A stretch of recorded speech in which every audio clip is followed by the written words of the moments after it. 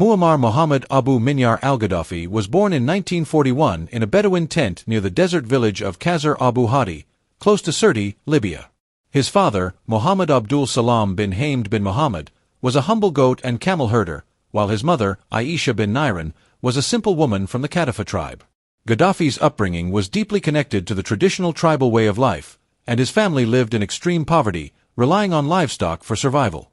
As a young boy, Gaddafi was deeply influenced by stories of Arab resistance against colonial powers, particularly the Italian occupation of Libya.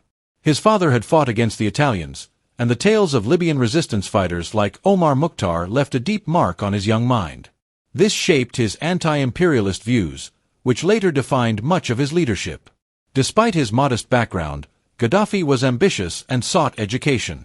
He attended a local Islamic elementary school, where he was introduced to the Quran and Arab nationalism.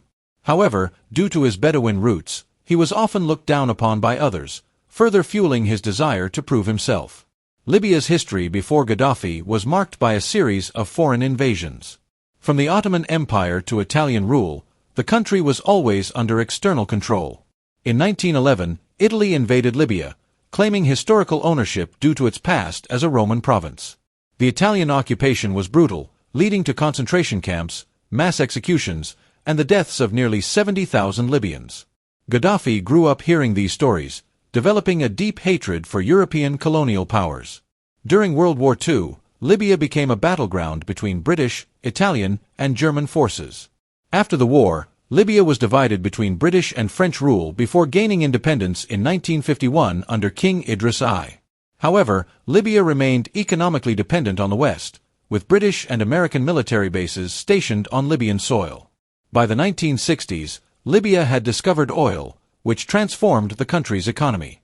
However, instead of benefiting the people, Western corporations and the Libyan monarchy controlled most of the wealth, leaving the majority of Libyans in poverty. This led to growing discontent, especially among young Arab nationalists like Gaddafi. As a teenager, Gaddafi was obsessed with Arab nationalism, particularly inspired by Egyptian leader Gamal Abdel Nasser. He saw Nasser's overthrow of Egypt's monarchy as a blueprint for revolution in Libya. His first taste of activism came during the 1956 Suez Crisis, where he organized student protests against British and French involvement in Egypt. This marked the beginning of his political journey. In the early 1960s, Gaddafi and a group of young men formed a secret revolutionary cell, inspired by Nasser's Free Officers movement. They planned to overthrow King Idris and replace his government with an Arab socialist state. To achieve this, Gaddafi enrolled in the Benghazi Military Academy in 1963, using the military as a pathway to power. Over the next few years, he built a network of loyal officers, laying the foundation for the 1969 coup. His opportunity came in August 1969, when it was announced that King Idris would be traveling to Turkey for medical treatment. Gaddafi and his supporters moved quickly, launching their coup in the early hours of September 1, 1969. By dawn, the revolutionaries had seized military bases, government offices, and communication centers in Tripoli and Benghazi. The most critical move was taking control of Libya's national radio station, where the new leaders announced the fall of the monarchy and the establishment of a republic. King Idris, still abroad, attempted to seek help from Britain and the United States, but neither country was willing to intervene. With little resistance, the monarchy collapsed, and Crown Prince Hassan al-Senussi, who had been left in charge, quickly surrendered. With the monarchy abolished, Libya was now governed by the Revolutionary Command Council, RCC, a group of 12 young officers led by Gaddafi. Although the RCC was presented as a collective leadership, it was clear that Gaddafi was the real power behind the government. The RCC quickly took steps to eliminate remnants of the old regime. The constitution was suspended, and the RCC ruled by decree. All political parties were banned, consolidating power under the new leadership. The foreign military bases were shut down, particularly the U.S. Wheelus Air Base. Royalist officials were removed from government, and King Idris's assets were seized. Despite these radical changes, Gaddafi presented himself as a man of the people, choosing to live in military barracks rather than a palace. He promoted Arab unity, anti-imperialism, and socialism, gaining early support from students, workers, and military personnel. However, Gaddafi's grip on power tightened quickly. Within months, he eliminated political opponents, purged the RCC of dissenters, and established secret police forces to suppress opposition. Though the coup had been bloodless, Libya was now moving toward a one-man dictatorship. After seizing power in 1969, Muammar Gaddafi sought not only to restructure Libya's government but also to reshape its ideology. Unlike other military leaders who focused solely on ruling, Gaddafi aimed to create a new political philosophy that would define Libya's future and influence the world. His ideas were deeply influenced by Arab nationalism, socialism, and Islam, but he wanted to develop a distinct ideology that would set Libya apart from both the Western capitalist model and the Soviet communist system. His political philosophy, later known as the Third Universal Theory, was formally outlined in a three-part book called the Green Book, published in 1975. This book became mandatory reading in Libya and was meant to serve as the foundation for a new political and social order. Gaddafi believed the Green Book would offer an alternative system to the world, one that would reject traditional democracy, capitalism, and communism, while embracing a unique form of governance based on direct popular rule. Gaddafi's Third Universal Theory was meant to be a middle path between capitalism and communism. He argued that both Western-style democracy and Marxist socialism were flawed systems that either led to elitist rule or government oppression. Instead, he proposed a system where the people themselves would govern directly through local councils, eliminating the need for parliaments, political parties, or elections. The key components of the Third Universal Theory were: 1. Political democracy through direct rule. 2. Economic socialism without exploitation. 3. Social structure based on Arab and Islamic. Gaddafi envisioned Libya as a stateless society, where all decisions were made through popular assemblies and government institutions were minimized. To put his ideas into action, Gaddafi introduced a new political structure called Jamahiriya, or the State of the Masses, in 1977. Under this system, Libya was divided into people's congresses and revolutionary committees, which were supposed to give power directly to the citizens. However, in practice, these institutions became rubber stamp organizations, where only Gaddafi's policies were approved. Dissent was not tolerated, and any criticism of the Green Book was seen as treason.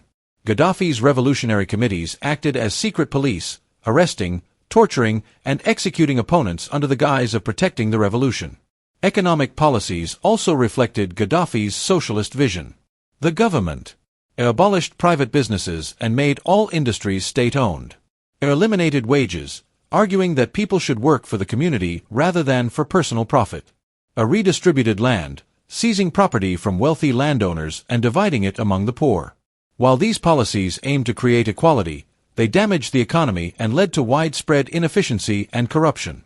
Many skilled professionals fled the country, and black markets flourished as people found ways to work around the strict regulations.